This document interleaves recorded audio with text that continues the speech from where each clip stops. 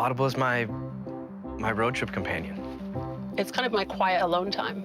Audible is a routine for me. It's like a fun night school for adults. I could easily be seduced into locking myself in a place where I do nothing but listen to books. I never was interested in historical fiction before, but I'm obsessed with it now. There are a lot of classic and big titles that I feel like I've missed out. Since I don't have time to read, might as well listen. If I want to catch up on the news or history or learn what's going on in the world, I can download a book and listen to it. Because I listened to her story over and over again, I made the decision to go ahead and follow my own dream, which was to help other veterans. I think there's like 180 books in my library now. It changes your perspective. It makes you a different person. It's true. It's so true. Download Audible and start listening today.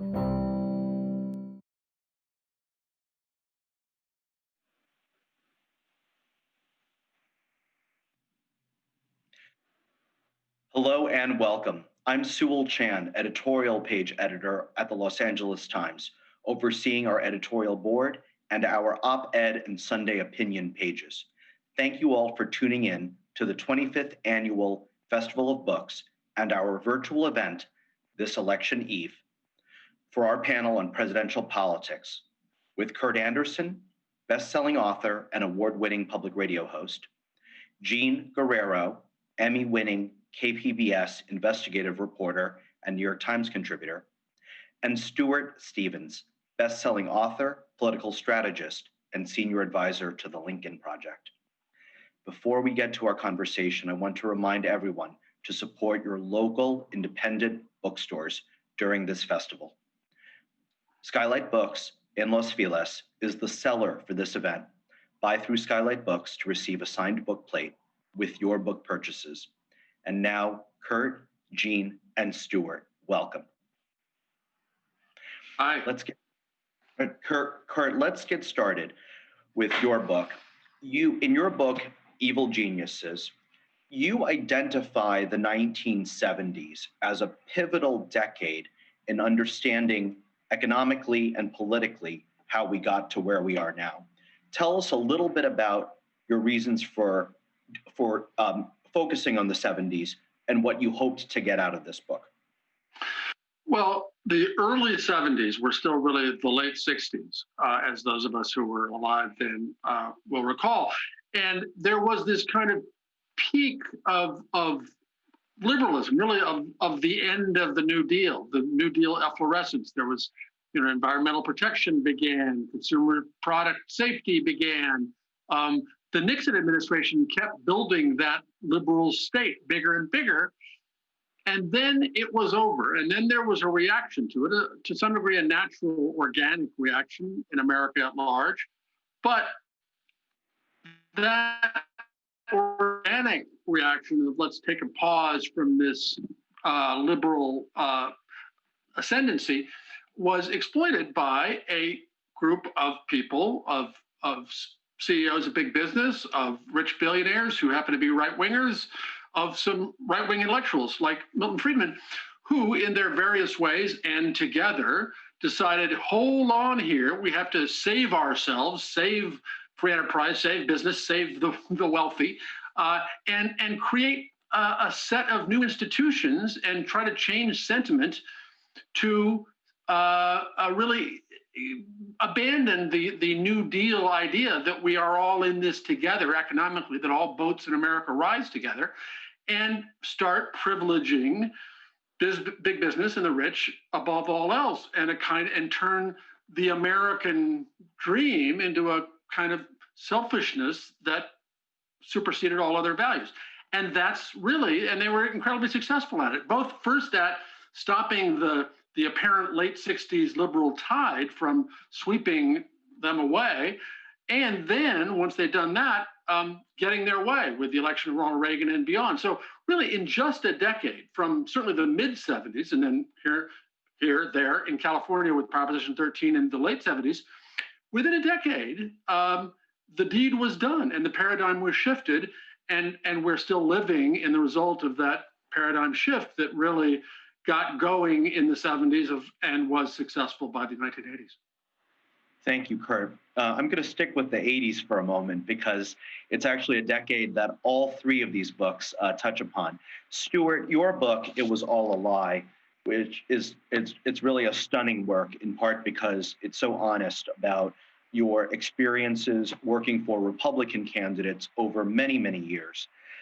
You also talk about the 1980s, and you, whereas Kurt kind of centers economics in his analysis, you talk a lot about race. Tell us a little bit about how you arrived at that conclusion. Well, look, I started writing this book really as a personal exploration of sort of how Donald Trump could win. I mean, a lot of people were wrong in 2016 about Trump, but it's hard to find anybody who was more wrong than me. And I really didn't start it as a book. I started it as just sort of that high school English thing. And if you can't write it, you don't understand it, to try to figure it out. And so I went back and I looked at the history of the Republican Party, which, given that I'd worked in it for almost 3 decades, I should have known more about it. But I had a very superficial knowledge. And it really became clear to me that race was the original sin of the modern Republican Party. It really goes back to 1956 when Eisenhower got almost 40% of the African American vote, and then it fell to 7% with Goldwater in '64, and it never recovered. I mean, Donald Trump got 7.5%. At that rate, Republicans would be doing better, like 40, 50 or something. And I think tomorrow he's going to be crushed with African Americans again. So the party spent most of its energies appealing to white voters. And that became definitional. Now, we used to admit that this was a failure. Certainly, we talked about the party being a big tent, but which I think did matter, even though we weren't very good at correcting it. But now we've just sort of embraced this white grievance politics. But it was in the 80s when the Fairness Doctrine was repealed that gave us Limbaugh, that really set the stage for the right-wing media landscape that we have today.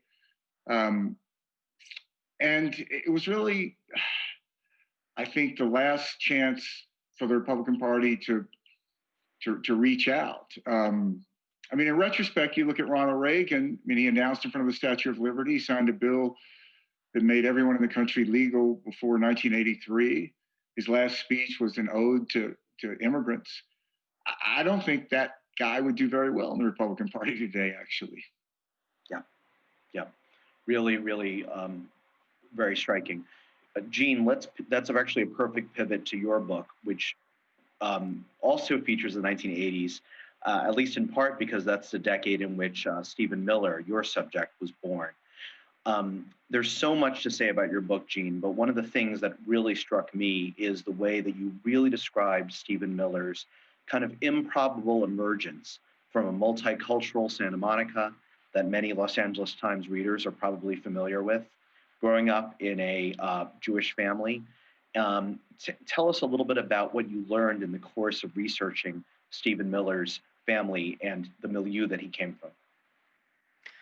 Well, Stephen Miller is a case study in radicalization, and he is truly a product of the environment in which he grew up. So California in the 80s, and particularly the 90s, when Stephen Miller was coming of age as a teenager, was very different from the California that we see today. It was essentially a microcosm for the resurgence of white supremacy that we are seeing nationally under the Trump era. There was unprecedented anti-immigrant hostility on both sides of the political aisle. There were bipartisan statewide attacks on affirmative action, on bilingual education, on social services for undocumented migrants, including public school for their children, something which was later found unconstitutional. But, the Republican governor of California, when Stephen Miller was a child, was blaming all of the state's fiscal problems and crime problems on what he called the invasion at the border. A lot of the rhetoric that we see Trump using today and that we see Stephen Miller inserting into Trump's speeches. So Stephen Miller really internalized the political rhetoric of California at the time. He was radicalized during a vulnerable period in his youth when his family had lost a lot of money related to their real estate company, and they had to move from a very affluent part of Santa Monica to a slightly less affluent and more diverse part. And this is when you see Stephen Miller from a very young age expressing, hostility, breaking up with his Mexican friend, telling him he can't be friends with someone of Latino heritage. You see him going around his high school telling his Mexican classmates to go back to their countries, to speak English. He would go into school board meetings to argue passionately against measures to improve racial equity in the school. And this was when, he was being mentored by people like David Horowitz, who, as I show in the book Hate Monger, is a person who ended up shaping not only Stephen Miller, but Trump's rhetoric, Trump's policies, using Stephen Miller as a vehicle. And he introduced Stephen Miller at a very young age to the idea, to the fantasy that the United States faced certain destruction in the form of the Democratic Party partnering with Muslims and other people of color, and that that there was this unfair war on whiteness, that systemic racism is a figment of your imagination, that the only real racism is racism against white men. And these are ideas that shaped Stephen Miller, radicalized him as a teenager, gave him a vehicle for understanding some of the displacement that he was feeling, and which ultimately guided his philosophy throughout his life. And we now see shaping Trump's rhetoric since he is Trump's principal speechwriter, and his policies as the primary architect of Trump's immigration policies. There's a fascinating moment in your book in which you mentioned that at Duke University, Stephen Miller crossed paths with Richard Spencer. Tell us a little bit about that encounter. Yeah, so Stephen Miller, he says that he is not guided by racism. He finds it very offensive to be called a white nationalist. But when you look at where he is deriving his policies, where he derives his inspiration, one of the clearest examples is that when he was at Duke University, he partnered up with the well-known white nationalist neo-Nazi Richard Spencer, who is also a student there, to bring Peter Brimlow to campus. Peter Brimlow is also a well-known white nationalist who founded a white nationalist website called VDare, and they brought him to campus to talk about his book, Alien Nation, which talks about the need to pause immigration altogether because of the racial character of the people who are coming to the United States now. So regardless of whether it's legal or illegal immigration, it needs to stop, according to Brimlow, because of the racial character of the people who are coming.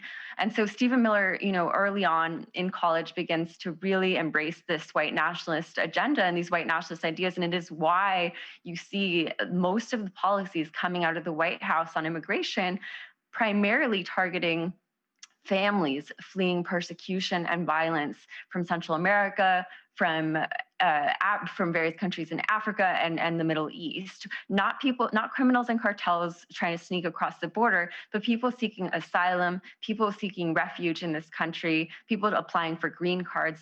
These are the policies that Stephen Miller is implementing because for him, it's not about national security. It's about re-engineering the ethnic flows of people into this country to keep brown and black people out because of this apocalyptic idea that has fueled him since he was a child, that if you don't have a white majority in this country, that you're going to somehow see a dissolution of civilization as we know it. A question for you and Stuart before we circle back to Kurt. Jean, along with trade, immigration was probably the main issue on which Trump ran in 2016. And your book makes clear just how high the emotions are. Do you see a point at which there could be some form of grand compromise? What would you say to those who disavow the white ethno-nationalism and white supremacy, but who may have legitimate concerns about either society changing too quickly, or about, in their view, or about the economic impacts for example, low-wage workers from immigration? Well, I think if Biden wins, there is a possibility that we will be able to reach a compromise where you see a further militarization of the borders and an attempt to, create order in the immigration system at the same time as you provide a legal pathway for people like the Dreamers, people who have been here for many years and have established roots, have established jobs, have not committed any crimes. And this is actually where the Republican Party was going in, 2013, 2014, until Stephen Miller, came onto the stage when he was working on Capitol Hill for Alabama Senator Jeff Sessions as his communications director, and really transformed the Republican Party, radicalized the Republican Party in his own image, doubling down on, inciting white fear, inciting white hatred, and smearing this bipartisan immigration compromise that Republicans and Democrats were working on at the time as something that was going to decimate America, mischaracterizing it completely. But I do think that if Biden wins, it is possible that the country will be able to go back to something like what we saw, the Gang of Eight bill, where there was this compromise and an attempt to reckon with the pros and cons of the immigration issue and approaching it in a way that reflects reality. I mean, Stephen Miller has repeatedly squashed reports that show that overall immigration is a positive for our economy. Immigrants are less likely to commit crimes than people who are born in the United States, because for him, the facts and the research don't matter, because he is a true ideologue. He's probably the most powerful advisor in the White House, and he's also the most extremist and most fanatical person at Trump's side. But Trump really trusts him. He believes that he won in 2016 because of Stephen Miller, and he believes that he needs Stephen Miller's hate mongering and scapegoating in order to win again, this year. So, Stuart, I'm struck that Jean has at least opened the possibility to kind of a return to kind of more mainstream Republican politics. Your book takes a very different point of view. I mean, you say it's on the book jacket, burn it down. And I think that's one reason why your book has gotten so much attention. Help situate your argument. I mean, after the 2012 election, the Republicans put out, what is now a very well-known report, I believe called Growth and Opportunity Project, that really charted a path for the Republicans to emphasize their historic strong suits of fiscal conservatism, pro-business, et cetera, but also, account for the fact that America is changing very rapidly, that our society is changing very rapidly. What the lesson learned from 2016 apparently is that a certain kind of tribalism or jingoism, in fact, can be very effective. Do you see any going back? No. Look, I think, I wish I was that optimistic. And I might be wrong, but I think the only thing that the Republican Party is going to be moved by is total fear, which will come with defeat, which I think will probably start tomorrow. Look, all the Stephen Millers in the world, they're not going to change the fact that of Americans 15 years and under, the majority are non-white. And odds are really good they're going to turn 18 and still be non-white and start voting.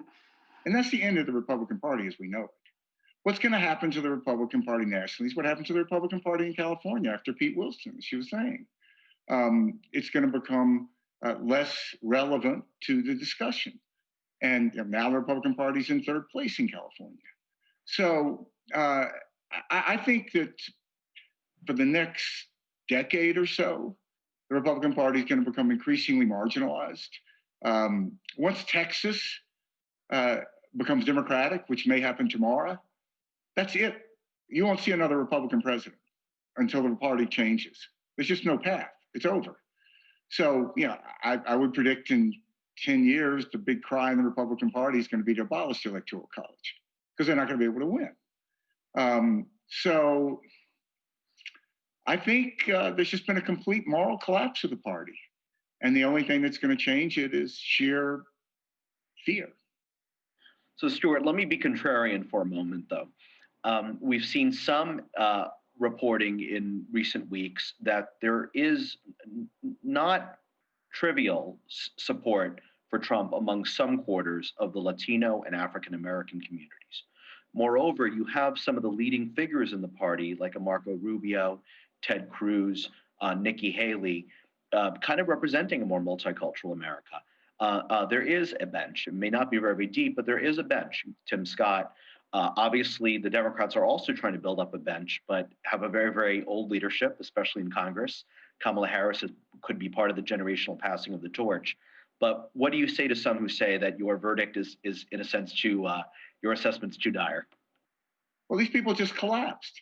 I mean, Marco Rubio, Nikki Haley, they break my heart. These are people that have great futures behind them. What they said about Donald Trump in 2016 was true. It's what they believed.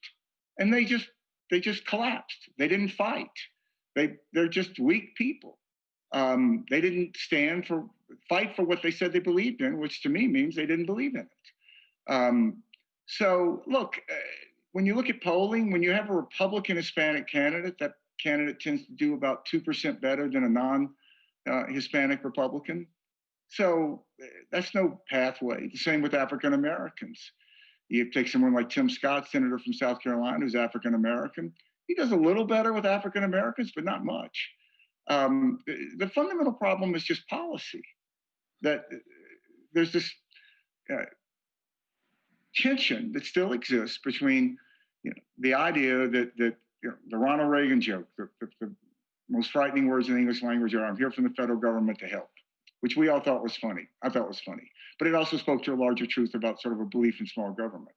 How do you reconcile that with a group of people on the lower economic scale that see government as one of the major instruments to a better life? And the party never came to grips with that. It still hasn't come to grips with it. I don't buy these accounts that that what's going to happen is increase in Hispanic support.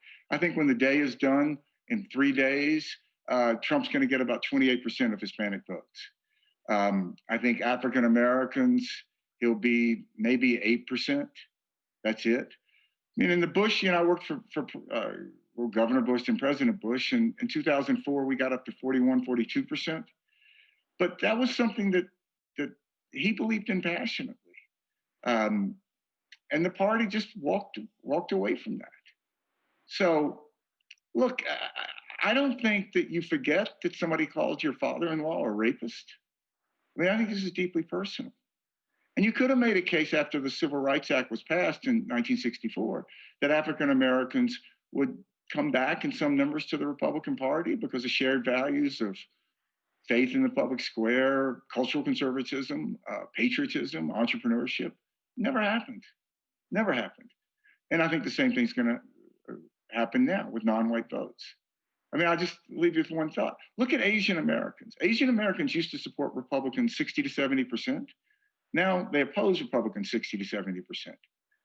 And it's not until at least recently, when Trump has gone crazy on China, that any Republicans are out there attacking Asian Americans. It's just Asian Americans got the joke that if you weren't white, you weren't really welcome in the party.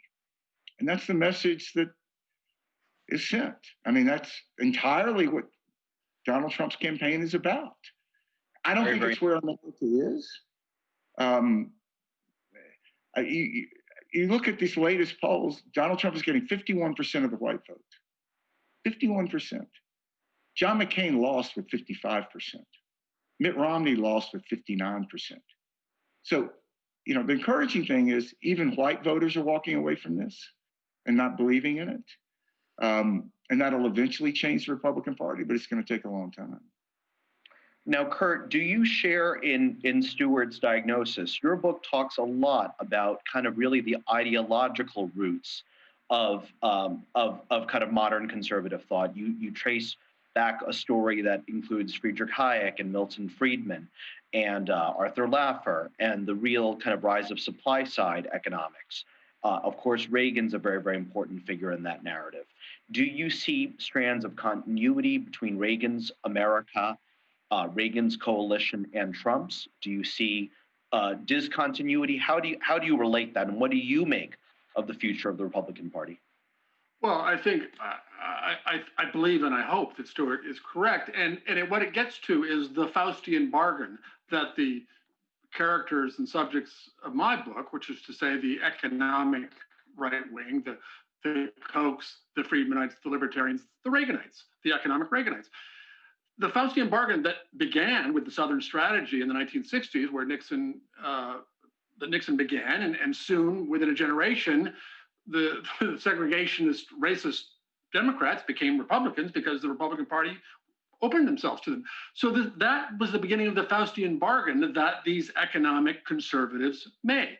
And they kept making it a little more and a little more and a little more for generations, to say, okay, in order to win, because there are only a minority of rich people and libertarian ideologues, we need another part of our coalition, which is to say, the people for whom bigotry and blaming immigrants and racists can come with us. And it's ugly but true.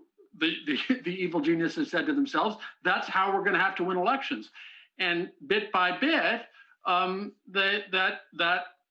the dog whistles turned into louder and louder whistles, and with Donald Trump, a bullhorn of outright racism, xenophobia, and the rest. So it was, I'm not saying it was inevitable.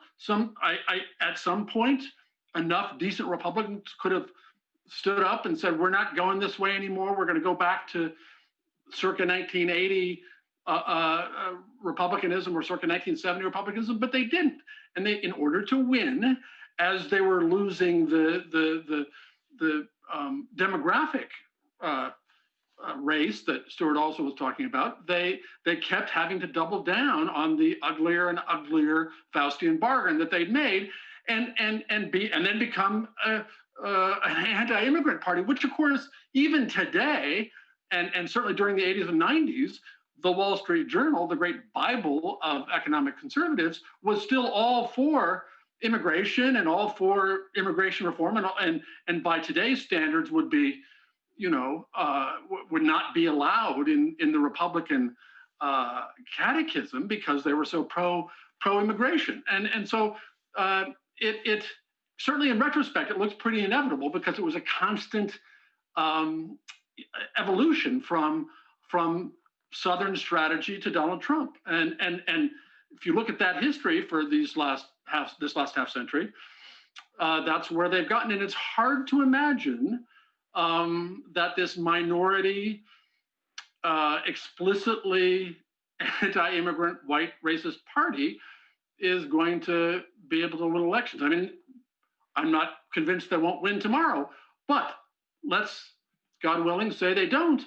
I believe that Stuart's correct. I think it will be the beginning of the end. And, the way in the 19th century parties used to go away. The Whigs were a big party in 1852. They weren't in by 1860. So, it could happen here again. We are so many things in American politics and in American life, we got used to, certainly as I was growing up, thinking, no, this is irreversible, this is permanent. And I talk about that in Evil Geniuses. All of this kind of commitment to New Deal ways and norms and so forth are permanent and irreversible. Well, it turned out they weren't. And I think the existence of a Republican Party, unless it's renamed and reconstituted and becomes, goes from, as the Whigs, some Whigs became Republicans did, I just don't see how under this brand and this history and this baggage that Trumpism has made so explicit and brazen, it continues to win national elections. Gene, as a native Californian and a reporter who has done work on both sides of the U.S.-Mexico border, do you share in this assessment about the Republican Party? What, from Stephen Miller's experience, do you think will influence or not influence whatever happens to the Republicans after tomorrow? Well, first of all, I think it's just so instructive to look at Stephen Miller's childhood and what was happening in California at the time that this extremist anti-immigrant hostility took hold of California. There were non-Hispanic white people became a minority for the first time in the state in the 90s, so the decade in which Stephen Miller was, coming of age. And this is when you saw that white backlash in the form of all of these measures, propositions, and legislation that were attacking the immigrant community. And so I think that what we are seeing today on a national scale is the same same growing pains as we become a more diverse and more multicultural nation. There's this conspiracy spreading, the same conspiracy theory that was spreading in California when Stephen Miller was a teenager, that the quote unquote third world is taking over, that it's going to be at the end of civilization as we know it. Obviously, that did not happen in California. We simply became a more diverse and multicultural state, and that was embraced for the strengths that it brings to the table. And I think that's ultimately what we're going to see nationally. But just going back briefly to the 2014 period when the Republican Party, 2013, right after the 2012 elections, they published their autopsy report about the elections saying, we need to become more diverse, more inclusive. We need to campaign among minority communities in ways that we never have before. It was a real reckoning with the racism in the party at the time. And what happened is Stephen Miller met with Steve Bannon and his boss of the time, Jeff Sessions, and they said, no, we need to, build alliances with conservative media, Breitbart, Fox, combative hosts like Ann Coulter and Tucker Carlson, and we need to really double down on courting the working class white voter. So Stephen Miller had this analysis about the quote unquote missing white voter in the elections, and they decided that they were going to double down on them, specifically using white fear. So for my book, Hate Monger, I obtained private correspondence between Stephen Miller and his mentor, David Horowitz, the former Marxist turned right-wing radical, who says that everything we hold dear as Americans, like freedom, equality, and justice, are a result of white men. He gave Stephen Miller a strategy paper that said the Republican Party needed to remake itself around demonization, specifically inciting fear instead of hope. He pointed out that Obama had used hope to win his election, and he said that the Republican Party needed to use fear because fear was a stronger emotion than hope. And they did that by using the immigration issue and the same myths that were prevalent in California at the time, that immigrants are a drain on resources, that they are bad for the economy, that they commit crimes, all of these falsehoods that were used to rally people around Donald Trump as a candidate, and which proved so effective in 2016, but which I think are not going to be as effective into this year because of the fact that Americans are just so fed up. There's so many people feeling so much fear around the pandemic already. There's so much fear across the country. And right now, what people are looking for is hope. And I don't think that is Trump's forte. And I think that inevitably we are going to see the Republican Party have to walk away from that fear strategy that Stephen Miller helped Donald Trump implement over the past 4 years. Now, we're at the half-hour mark, and I'm struck that we have spent a lot of time talking about the Republicans. I want to open a question really to all of you about the future of the Democrats. Now, the Democrats seem to have assembled a remarkably diverse and unified coalition for now, one that includes former never-Trumper GOP people like Stuart Stevens, but also old line union members, urban people, of course, women, of course, immigrants, a very, very broad coalition, but one that is very diverse in terms of ideology and generation.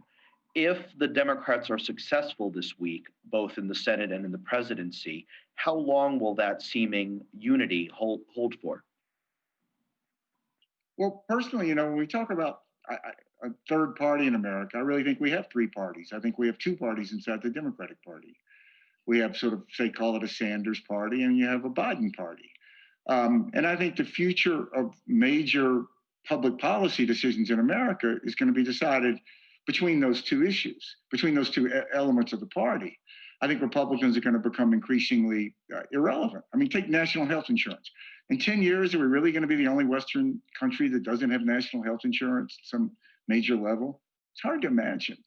But what that's going to be is going to be decided inside the Democratic Party. Republicans are just going to say no. That's what they've said now.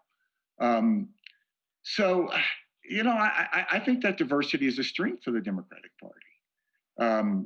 It more reflects what the country is. It reflects how people see the world. It's where our society is. I mean, I think one of the great mistakes Trump has made is this vision that say these suburban voters, that they want to be seen as racist. I don't know any. First, he talks about suburban housewives. I don't know any. I know a lot of women who live in the suburbs. I don't know any like to be called housewives. Most are working like 8 or 9 jobs. But I don't know any that if a neighbor moved in next door who was a different ethnicity or different religion, that they wouldn't want their kids to look at them as someone who would welcome those people. I mean, look at the Confederate flag issue. My home state of Mississippi finally took down our state flag, which was basically the Confederate battle flag. That same week, Donald Trump gets in a fight with NASCAR, because NASCAR wants to take down the Confederate flag or ban the Confederate flag. So what future is there in a party that's in a cultural war with NASCAR? I don't think that's very promising. So I think we're in for a period of center-left government. I think in all likelihood, Senator Harris is going to dominate American politics. I think she'll probably be president for 2 terms. Eventually, things will go too far in various ways. You could speculate how that might happen economically or socially. And some center-right government party will emerge because there is a market for it. But what Republicans have done by not standing for anything they said they believed, they just walked away from this. And I think they've given the coherent theory of government. There is a coherent center-left theory of government. Elizabeth Warren, you can hate it, you can love it, but you can argue with it, and she can defend it. There is no coherent theory of center-right government in America today. There's not one. I mean, look, if you held the gun to my head and said, tell me what conservatives believe today, I'd just say, shoot me. I have no idea. I mean, everything I thought we believed turns out we're against. So that'll change, but I think it's going to take a long time. Now, so Stuart of the view that the Republican brand is truly, possibly irreparably tarnished, and that we're in for a period of Democratic or center-left dominance for at least a few cycles. Kurt and Jean, what do you make of that assessment? Well, I think that of course there are differences within the Democratic Party. It's a fairly big tent. But I think they are somewhat overstated. Yes, there are centrists and there are leftists, and we all privately or publicly deride each other and all that. But when you look at the central left-right issue or center versus left issue within the Democratic Party in the primaries, which was to say universal health care, which Stuart says is we're going to suddenly be like the rest of the world, which would be fantastic within the next few years and have some kind of functional universal healthcare system. But the great debate was, do we have a public option, which is to say a larger and larger Medicare until it consumes over time more and more, gives more and more people their healthcare, or do we have Medicare for all? It's not really a huge vicious debate on the principle. It's how quickly do we do it, and which existing middlemen, insurers or otherwise, do we put out of business how? I mean, the disagreements are, in my view, relatively minor, even though they generate lots of sound and fury as the issues are debated. So we'll see. I mean, I hope and I believe that the being so close to the abyss that tonight and until tomorrow or the end of the week or whenever we find out who takes the Senate and who becomes president will be a chastening experience, at least to keep a certain amount of solidarity in place among Democrats. I also believe that over the last decade, as Democrats have woken up to the fact that for 2 generations, they were insufficiently different from Republicans in their basic economic posture and paradigm. And that Elizabeth Warren is somewhere around the center of the Democratic Party, and which is a very different center of the Democratic Party on economics than it has been since 1980. And I think that, if the cards fall correctly and the Biden-Harris administration is shrewd, they'll move a long way into showing people that the government can do big things competently that make most people's lives better. Gene, what do you make of this? And will we be calling you in 3 months the way we are now for analysis of Stephen Miller? Well, I don't think that Stephen Miller is going to go away, even if you see Trump lose. I mean, he represents a real growing extremist portion of America, of the Republican Party. And I think that he has built very strategic alliances that he is going to continue to use to promote this ideology. As far as the Democratic Party, I mean, I think what's going to be very telling is how they react to the immigration issue and what kinds of policies they put into place to reverse some of what the Trump administration has done. I think it's very important to remember that, you know, the Trump administration's stance on immigration is, you know, the logical outcome of decades of a bipartisan assault on immigration. You know, the militarization of the border really started under President Clinton in the 90s with, you know, Operation Gatekeeper and the building of the first really fortified border barriers. You saw President Obama have, you know, record deportations under his administration.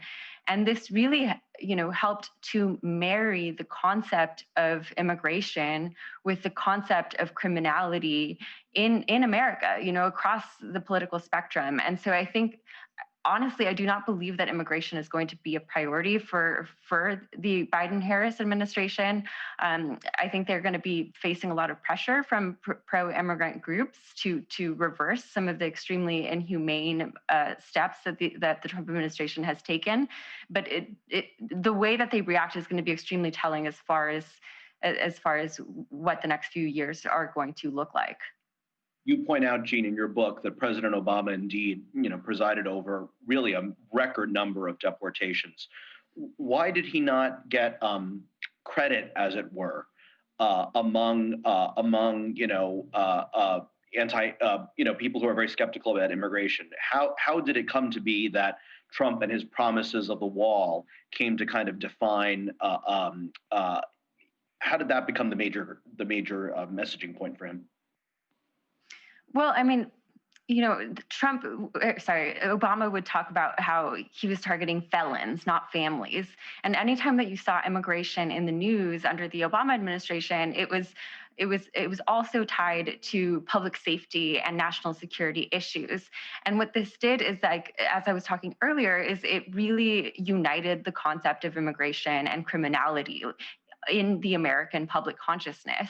And so this helped Trump, you know, when he was campaigning, and it helped people like Stephen Miller to be able to promote this falsehood that immigration is leading to rampant crimes in the United States and that we really need to further crack down on the issue, to the point where we saw them primarily targeting families who had broken no laws. You know, I, as an immigration reporter, reporting from the busiest border crossing in the United States, the reason I decided to write a book about Stephen Miller is because I was hearing this narrative out of the White House that the immigration policy was about law and order, that they were only going after people crossing the border illegally. But I could see on the ground that all the people I was interviewing, these were families who were presenting legally at ports of entry, had no criminal records, and were being systematically separated from their children under the, you know, the family separation policy that was pushed forward by Stephen Miller. Things like the migrant protection protocols, which forced asylum seekers to wait their court hearings in Mexico, where many of them feel unsafe and many of them have died while awaiting those proceedings. So because of the marriage of immigration and criminality under the Obama administration, it actually allowed Trump to be able to target people committing no crimes whatsoever, using this idea that they're cracking down on MS-13, on criminals and cartels, but in reality, these are families. Do you see this as the high watermark of anti-immigrant politics? Could it get worse, or do you see a fever breaking? I think it could absolutely get worse. I mean, Stephen Miller, there are a number of things on Stephen Miller's wish list that he has not implemented in a first term because they deemed them too politically risky for Trump ahead of 2020. One of them being, you know, for example, he wants to eliminate birthright citizenship, which is the idea that if you are born in this country, then you have you are automatically a citizen of the United States. Stephen Miller believes that should not be the case, even though it's in the 14th Amendment of our Constitution. He believes that it serves as a magnet for people from countries that he doesn't like, and he wants to challenge it through an executive order that he knows would be legally challenged immediately. But the hope would be that it would go to the Supreme Court. And Stephen Miller hopes that there would be a reinterpretation of the 14th Amendment to exclude the children of people who are in the United States without legal immigration status. So I think it could get a lot worse. You could see a major crackdown on and stripping of citizenship for a number of people who are in this country and currently are citizens. This would not be a proper election eve panel if I didn't ask you all for some degree of prognostication about tomorrow and this week. Stuart, I think I have a pretty clear sense of where you stand. Jean and then Kurt, I'd like to ask your best guess what happens tomorrow. Can I just say something about we were talking about this issue of why it was different with Obama? It's because I don't think this is really about immigration. I think it's about race. I think that immigration was just a way for Republicans to re-inject race or to talk about race. So it never was about making the border safer. I mean, right now you can't even leave the country. It was simply a updated version of classic sort of code words. And President Obama didn't get credit for it because he's Black.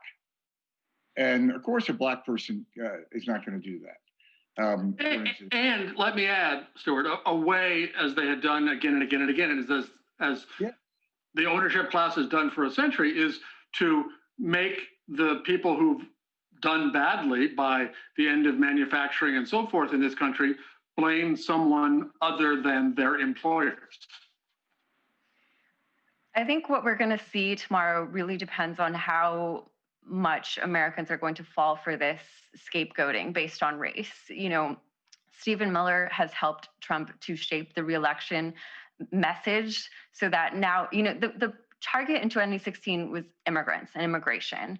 Now they've expanded it to Black Lives Matter protesters, anti-racist protesters. Anyone who expresses solidarity with communities of color is anti-American. It wants to destroy America. And I think that, depending on how effective that message is with Americans, it's going to dictate the results of the election. My instinct is that he is going to lose, and I do not think he is going to accept the results of that. And I think that we're going to see a prolonged period of anxiety and, our democracy being challenged by Trump because of the fact that he is, very authoritarian in his personality and his leadership style. And he has people like Stephen Miller, who is an ideologue and an extremist who believes that if Trump is not president, that the United States is going to collapse into some kind of apocalypse. And he, you have people like that whispering in his ear and really fueling his delusions and paranoia. And so I think that it's going to be very likely that he's not going to accept the results of that election.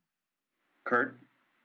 Yeah, I've been encouraged and heartened by the survey data since 2016 that in fact seems to show that the white Americans' feeling about immigration and immigrants has become more pro-immigrant and more liberal, if you will, toward immigrants and immigration and immigration's importance in the American fabric as a result of Trump being so explicitly racist about his anti-immigrant policy. So that makes me hopeful. And in terms of the more general race card that Donald Trump and the Republican Party have tried to play, I've also been heartened by the fact that the Black Lives Matter protests, even the very, very few that got violent, even the episode in Kenosha, didn't seem to turn the tide for them politically. So, again, famous last words, but my fingers are crossed and I'm hopeful. Now, just let's play what if for a moment. Let's say tomorrow night, in fact, just about 24 hours from now, let's say that Biden has not managed to flip Florida, Arizona, North Carolina, or Georgia. So it really is back to Wisconsin, Michigan, Pennsylvania like last time. This is a what if scenario. We all know that the world's eyes are in Pennsylvania right now and its state legislature, and profound questions about whether ballots received after Election Day can be counted. What if there is truly the kind of constitutional crisis that Jean sketches out? At what point, Stuart, any of you really, do you see this ending? Does it culminate in mass political mobilization? Does it culminate in a Supreme Court already weakened by the 2000 Bush v. Gore decision in terms of its reputation? Does John Roberts manage to muster a small majority to count all the ballots? Where do you see this turning out? Well, look, this is why I've spent the last year of my life trying to beat Donald Trump with the Lincoln Project. If you said to Donald Trump, you can get elected president, but you'll be the last elected president in America, his reaction would be, what's the catch? He doesn't care about any of this stuff. He'll burn it all to the ground. And the Republican Party, Trump tests people. The Republican Party has shown that it will be completely docile. And you basically have a mob lawyer who's Attorney General and Bob Barr. So it's an incredibly dangerous situation, incredibly dangerous. I think it's the most dangerous moment since the Civil War. But the way you do this is what I think is going to happen tomorrow. I don't think this is going to be close. It really shouldn't be close.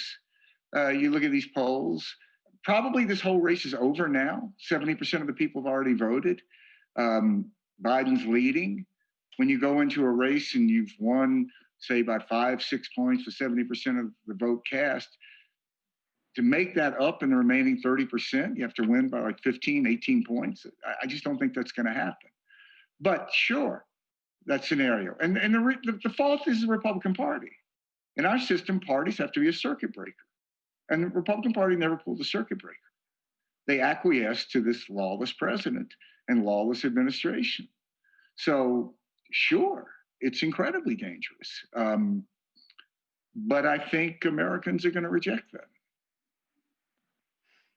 Yeah, and he's deliberately breathing life into extremism. So one of the concerns is obviously, the Department of Homeland Security, their own intelligence reports show that the largest Homeland Security threat to our nation right now is white supremacist extremists and right-wing extremists who want a civil war and who feel called to arms by a lot of Trump's rhetoric. And, you would never know that these white supremacists and right-wing extremists are the number one threat to our Homeland Security if you are just listening to what the president is saying, who only talks about Antifa and Black Lives Matter as threats to our country.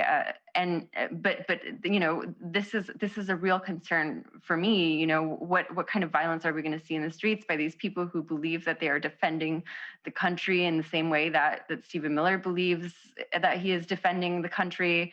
So that for me is one of the biggest concerns, what kind of violence we're going to see in the streets, because I do not think that Trump is concerned about that violence at all. I think he thinks it serves his purpose. If there's chaos, if there's shooting, if there is killings in the streets, it foments his vision, his illusion of the country being under attack and him being the one strong man who can save us. And so I think that's going to be one of the biggest concerns.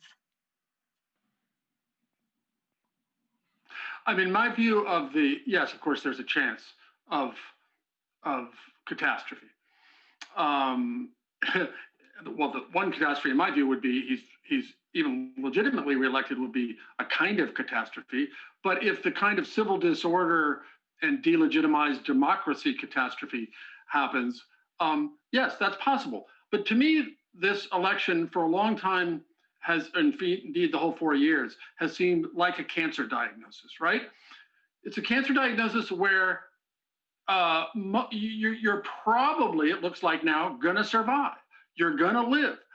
But there's still a, whatever it is, choose your forecasting model, a 1 in 20 chance, a 1 in 10 chance, or something greater that you're gonna die. And so that's scary. And that is the place we're in tonight, I think.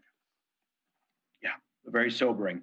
Now, one more question for all of you before we go to some questions from our audience tonight. And that question is, what kind of reception have you gotten since your book was published?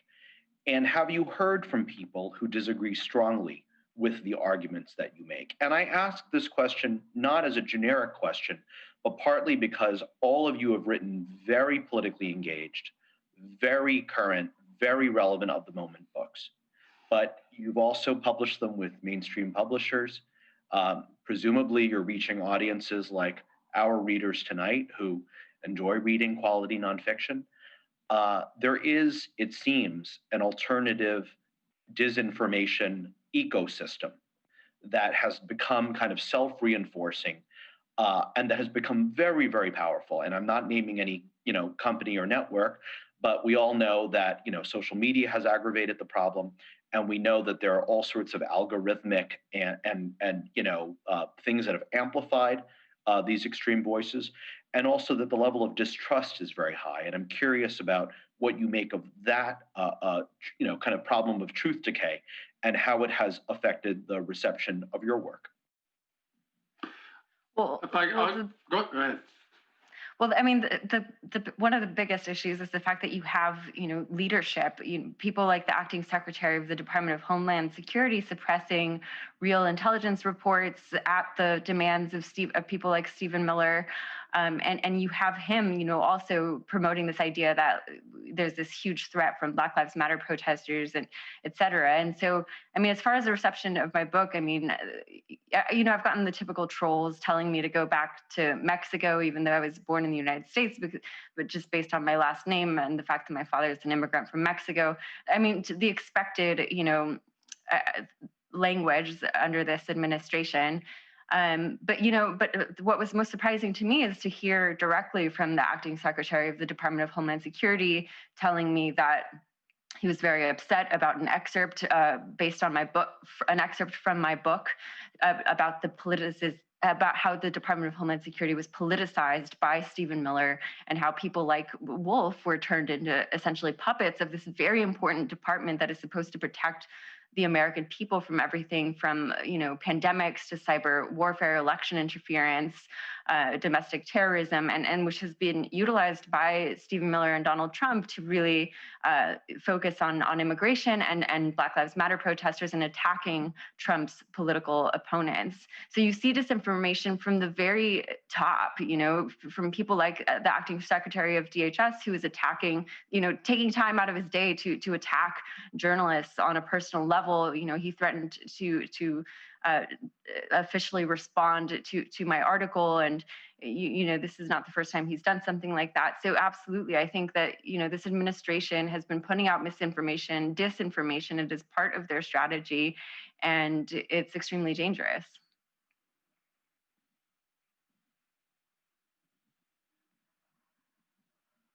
Kurt or Stuart on the disinformation problem?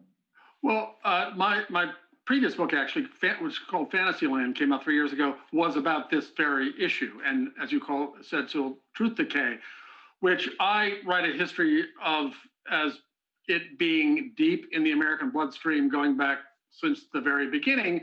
And that book I finished before Donald Trump, just before Donald Trump won the nomination and before he was elected.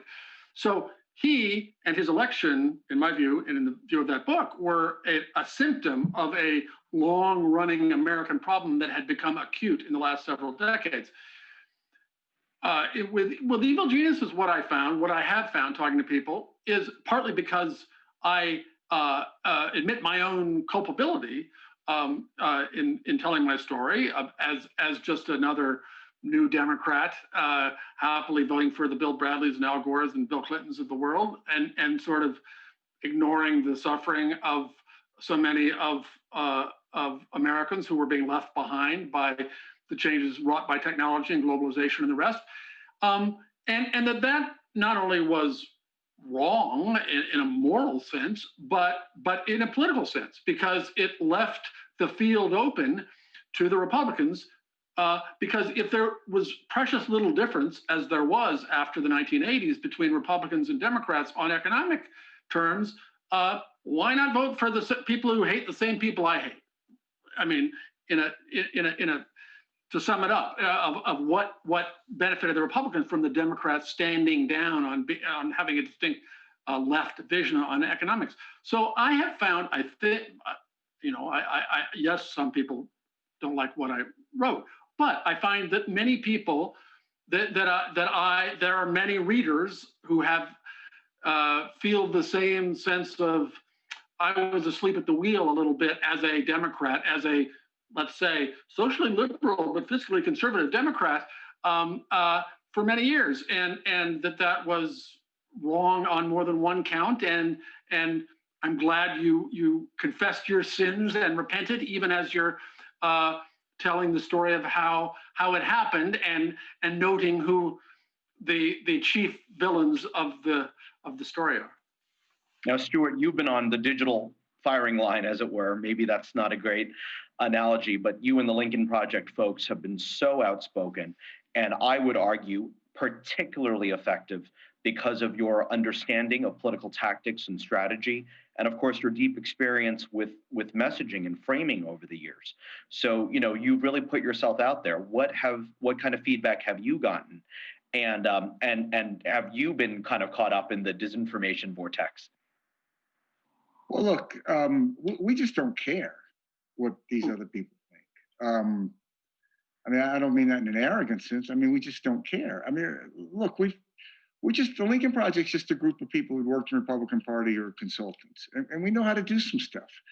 And we had sort of three choices: do nothing, or support Trump. We weren't going to do that, or do nothing, which kind of sucked, or try to fight Trump with the skills that we know how to do. So, look, you spend 20, 30 years running campaigns, you really don't care what people say. And most people I know in the Republican Party agree with me, they just won't say it. I helped elect a lot of these people. I have never, since 2015, had one conversation with an elected Republican official who thought Donald Trump should be president. Not one, up until about an hour ago. None. They won't say it. No one will say it. Half the Republican Party's hoping that Trump loses tomorrow. And then some percentage of that Republican Party is going to help Trump lose tomorrow. So personally, people say, oh, you came out against Trump. What does that mean? It really didn't mean anything to me. We like to fight. So the idea of being in a fight's not a bad thing. I think as far as this disinformation, there's a myth that Fox News created the Republican Party. I think the Republican Party created Fox News. If you open an Italian restaurant and people go, the Italian restaurant didn't make you love Italian food. You just provided a market for it.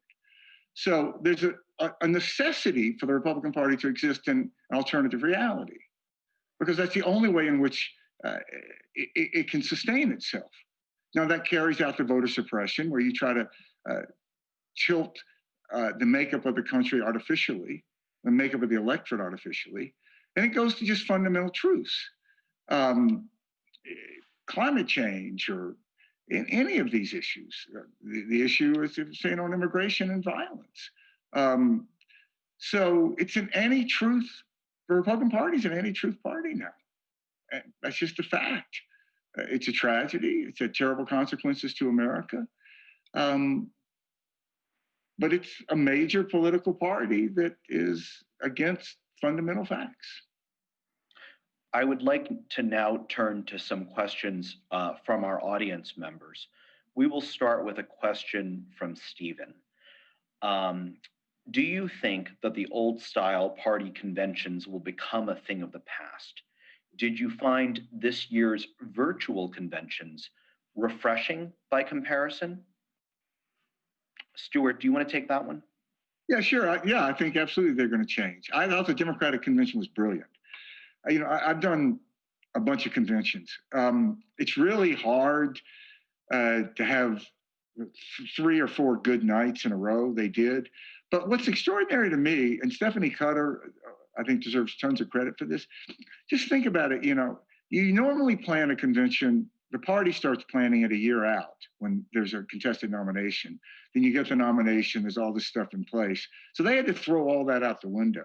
And then you had to imagine what a different kind of convention would be. That's an extraordinary creative challenge and a political challenge. And I thought they did a brilliant job. So sure, I think it's going to change. Absolutely. but don't you think, Stuart, that they'll continue, that it will not all be online and all on television? Because in my experience, having been to a few conventions back when I was a journalist, journalists just love going to political conventions because it's their convention as well, right? Oh, look, will people be gathering together? Yeah, I think so. But I think, what happened with the pandemic in many areas of our life is it accelerated changes that were already in place. So the need for conventions has been antiquated for a long time now. They're just message delivery mechanisms. So you have to ask yourself, what's the most effective mechanism to deliver a message?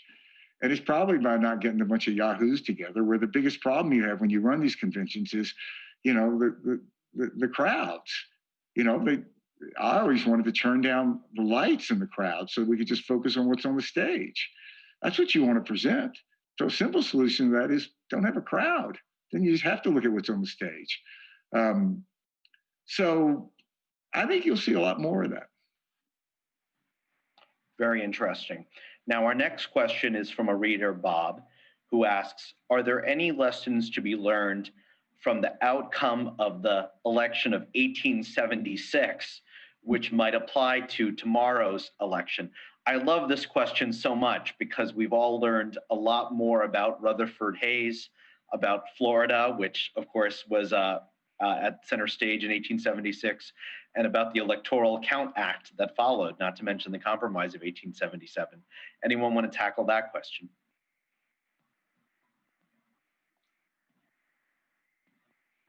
No meaningful reform followed. Maybe that's the takeaway. Anyone else? If not, we'll move to the next question from Amy. Her question's for Kurt. In your research, have you come across a figure who spurns his hometown as much as Trump does with New York City? Really interesting question. Well, Donald Trump has always had a fraught relationship with his hometown because he grew up pining to be accepted be a big deal in Manhattan as opposed to Queens, where he grew up. He was never accepted by Manhattan, even though the banks in Manhattan, of course, imprudently gave him millions and millions of dollars to lose. But in general, socially, financially, and every other way, he was not accepted by the elite of his city. And moreover, by most of his city, as he was becoming famous in New York in the 1980s. Once again, we're talking about the 80s. So it was really only a matter of time once he decided to be a politician of the kind of politician he became, that the rejection of him by New Yorkers would be complete. And thus, in the last election, let alone we'll see this one, the vote was 79-19 in New York City against Donald Trump. I imagine the landslide will be steeper this time because he, as a figure of fun, as a interesting character in the city, New Yorkers were willing to accept him, like there are a lot of jerks among them. But once he became what he became as president, the loathing of him and the seeing through his cons that New Yorkers had always seen through turned them into the most never Trumpers of all. So his officially leaving the city, it was just a delayed reaction to the exile in which he'd already been subjected to by New Yorkers. One quick follow-up, Kurt. Do you see West Palm Beach and Mar-a-Lago as being his base of operations indefinitely? Bedminster? You don't see him returning to New York, I gather. I don't see him returning to New York. I'll be curious whether his daughter and son-in-law, Ivanka and Jared, attempt to. They might well. But with them as well as their father, and maybe the whole family, there's the whole question of prosecution and therefore what other places abroad without extradition treaties with the U.S., such as Saudi Arabia or Russia, could be a place where Donald Trump spends the rest of his days. Well, I'll just say in the Lincoln Project, we're coming after Jared and Ivanka. and try to hold them accountable. We're going to do everything we can. These are horrible people, and tens of thousands of people have died because of their irresponsibility and their callousness and stupidity. And they should be held accountable. And Stuart, give us a sense of what happens to the Lincoln Project next. Do you try to form a new political party? Do you attempt to generate support for Biden's policies? Do you, devote work toward prosecuting or holding accountable Trump and his circle, as you've just described? Look, this thing was started to fight Trump and Trumpism. I think Trump is going to lose, but I don't think Trumpism is going to lose. Trumpism is at the core of the Republican Party now. There's really not an anti-Trumpism element of the Republican Party that exists outside a few people like Mitt Romney. So, look, in the Lincoln Project, we'll maybe take a day off, but then we'll be right back at it. We see ourselves as a pro-democracy, little D group. And what's happening with Trumpism is part of a global authoritarian, illiberal movement. It's not very connected to Poland. I mean, neo-Nazi groups in Germany now chant Trump. They found their Führer in America. So just getting rid of Trump is just the beginning. There's a sickness in this party that has to be eradicated. The only way to eradicate it is to crush it. There's also, as Stuart, as you point out, there's also kind of a global, some scholars have called it a recession in democracies. As you point out, Poland, Hungary, of course, countries that are nominally democratic, like Turkey and Brazil, have seen authoritarian turns. So it really is a global phenomenon, and one that does not end, even if Trump loses tomorrow. Yeah, we want to be out. I mean, we want to be out there. We want to engage in Europe. I mean, Anne Applebaum is one of our patron saints. Really interesting. Our next question is from Dylan, who asks a question of Gene. Have we ever seen anyone in recent administrations quite on the level of Stephen Miller in terms of his power and influence over policy? Yeah, I mean, you had figures like Karl Rove. I mean, the difference with Stephen Miller, though, is that he's not the person who is coming up with these policies. So he's not like a brilliant mastermind who's cooking this stuff up in his head. What makes Stephen Miller so effective is his work ethic, his discipline, the fact that he's obsessed with this issue and is an extremist and is willing to stay up late into the night, bombarding with people with emails and reading up on this stuff. And also his special relationship with the president.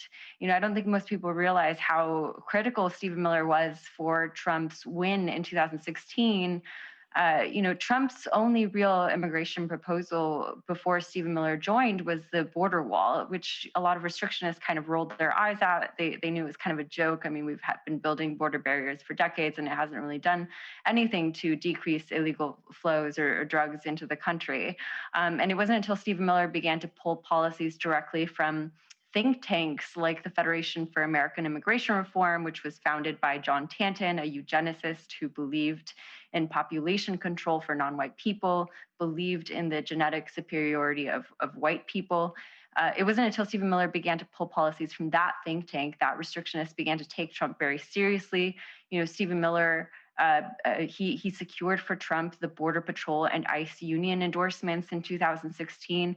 So Donald Trump has really come to trust Stephen Miller, who gave him real law and order credentials in 2016. Stephen Miller consistently pushes Trump in the most aggressive direction in his rhetoric and in his policies. Trump is pretty malleable. He's motivated primarily by self-interest, but the fact that he has an ideologue at his side who's very well connected with other extremists across the country, and who's consistently pushing him in the most aggressive direction, means that Stephen Miller ends up having outsized influence. But he's a public relations flack who's put in charge of policy without any policy experience, and this is part of the reason that we see a rise Homeland security threats like the pandemic and this disastrous response to the pandemic, where the response was focused on suspending green cards and shutting down asylum rather than distributing masks and medical equipment. It's because, Stephen Miller essentially hijacked the Department of Homeland Security at the age of 31, and he had no Homeland Security experience, but Donald Trump trusts him, he depends on him, and so he does have this incredible influence over him. Very quick follow-up from me. Did it surprise you the extent to which Stephen Miller was able to exert his influence on the levers of bureaucracy? You quote some very veteran civil servants saying that, he's truly a natural in terms of, as you say, calling people up and constantly working people at all levels of the government to kind of get stuff done. You even point out in your book that Stephen Miller kind of outmaneuvered and certainly has survived long after Steve Bannon. Tell us a little bit about that. Yes, he is officially the longest lasting advisor inside of the White House outside of the president's family. Steve Bannon, who was his former mentor, Stephen Miller, helped axe him from the administration by, telling Trump that Steve Bannon was leaking things to the press. But, Stephen Miller has been able to last at Trump's side in part because he's repeatedly reached deep into the bowels of, for example, the Department of Homeland Security to issue his orders. He's always invoking Trump's name and Trump's desires and Trump's demands, and people are aware of his special relationship with Trump. So he's very comfortable in Trump's shadow. He's very careful to cast himself as a mere devoted vehicle for Donald Trump. And this has helped him to last long and never become at odds with Trump's ego. Now, our last audience question is for Stuart. And let me just pull that up right now. Forgive me.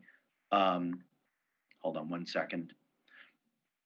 That question is from Jennifer, who asks, Stuart, is there a moment you can identify when the Republican Party hit bottom and you knew you had to get out? Well, look, the election of Trump really forced me to come to grips with a lot of things I should have seen earlier that I tried to deny. I tried to come to grips with that writing this book to hold myself responsible. And one of the things that attracted me to the Republican Party was the concept of personal responsibility. So what better way, how do you come to grips with that except to accept personal responsibility? There's a whole trope of books in DC world that are kind of, you could call them, if only they had listened to me books. I couldn't write that book because they did listen to me. So Trump made it impossible for me to deny this. And the way in which the party just acquiesced to Trump. When I went out there in 2016 against Trump, I'd say maybe, I don't know, at least a third of the party hierarchy, probably more, was emailing me, thanking me for being against Trump, right up to about 10 o'clock on election night. And then I started getting emails like, maybe you could delete that email I said. So, my view is simple. I feel the same way at 10 o'clock on election night as I did at 8 o'clock. And it's just been heartbreaking to see people that I know think that Trump is a danger to the country, support Trump. And that's why I don't think the party's redeemable. Stuart, if he loses tomorrow, obviously the great distancing begins. Trump, who? Heard of him. I would push back on that. I don't think so. I don't think so because the core of the party is still with Trump. So I'll give you a perfect example. There is kind of this other Republican world out there of these governors. So you take like Charlie Baker in Massachusetts, Phil Scott in Vermont, Larry Hogan in Maryland. I work with all these guys. They're all tremendously popular. They can't pick their own state party chairman, which is unimaginable in politics. It used to be because they're Trump people. So look at the people who are running in 24. They're Trump people. Nikki Haley, Josh Hawley, Ted Cruz. There's no anti-Trump feeling there. One of these odious Trump children is going to run for president, Ivanka or Don. So I think Trump is going to continue I think the decision is going to, the tendency is going to be that Trump lost because he wasn't Trump enough. He didn't talk enough about the wall. He tried to do too much on social justice. I think that's going to be the conclusion. Really interesting. So you see Trumpism lasting as kind of a doctrine and as a movement, and you also, could see his family running for office. Could you see Trump himself running for office again in 2024? No, I think Trump is going to be in a world of legal crook. He's a crook. He has opened a Pandora's box for prosecutors to go after him. I don't think he'll end up in jail, but I think he's going to be in legal jeopardy the rest of his life. I would like to ask each of you, as we now wrap up, to give kind of a closing statement. Just to zoom out a little bit, of course, Americans are already in the course of voting, perhaps at record levels of turnout. Certainly, it's going to exceed the 139 million votes cast last time. I think I saw an estimate today of as many as 160 million votes. States like Texas, more people have already voted than voted in all of 2016. Where obviously a lot of our readers, a lot of Americans are on pins and needles tonight and tomorrow, and probably the rest of the week.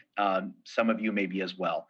With that in mind, what message do you have for our readers, for our listeners tonight? Kurt, why don't we start with you?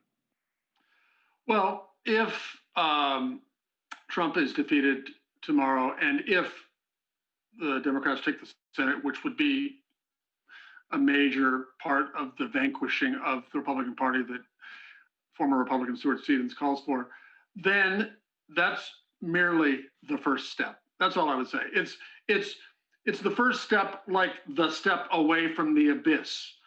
I mean, you don't want to go the other way because that's death, but it's only the first step. It's a crucial step, but we have to keep walking. We have to keep finding ways to walk and bring what I think is the majority of decent Americans who believe in fairness with us to abandon this ugly movement on the ash heap of history, where it must belong if America is going to continue being a country we're proud of. Jean?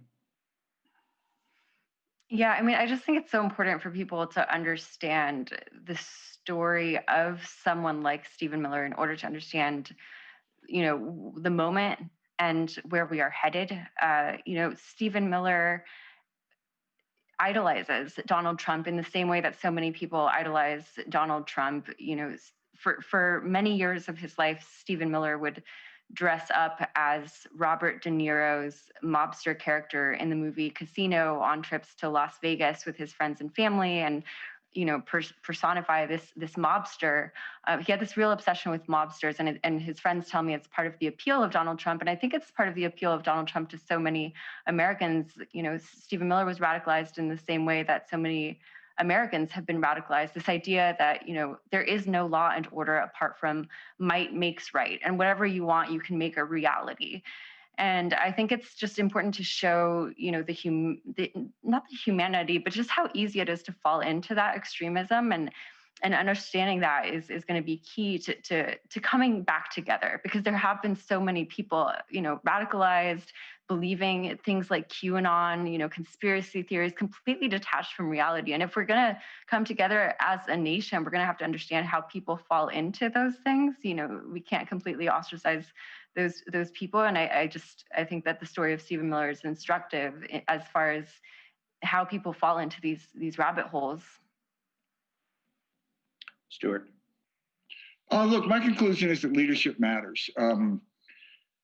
All our civics lessons in high school turns out probably to be true. I mean, in the 30s, there was a huge fascist movement in America, but we didn't become fascist. Why? Well, probably because Roosevelt was president, not Charles Lindbergh. I feel very bleak about the Republican Party, and I feel very good about the country. Diversity is going to save America. Well, America has a history of being saved by our immigrants. And that's what's going to happen here. The speed at which the country is changing is very difficult for most people to grasp. I think you're going to get a better inkling about that about 11 o'clock tomorrow night when you start looking at Georgia. But there's no stopping that. You're not going to be able to change that. And it's a very positive development. Donald Trump's base is non-educated, non-college educated whites. They're the fastest declining major demographic in America. And I think that's a good thing. And whatever happens tomorrow is not going to change that. So I think the future of the country in that sense is very bright. It's just not where the Republican Party is. This has been a really sobering, but also deeply informative conversation. And perhaps the only certainty I feel tonight is that all three of your books have really added a tremendous amount to the conversation. They are books that I believe will pass the test of time and be relevant long after this election cycle is over.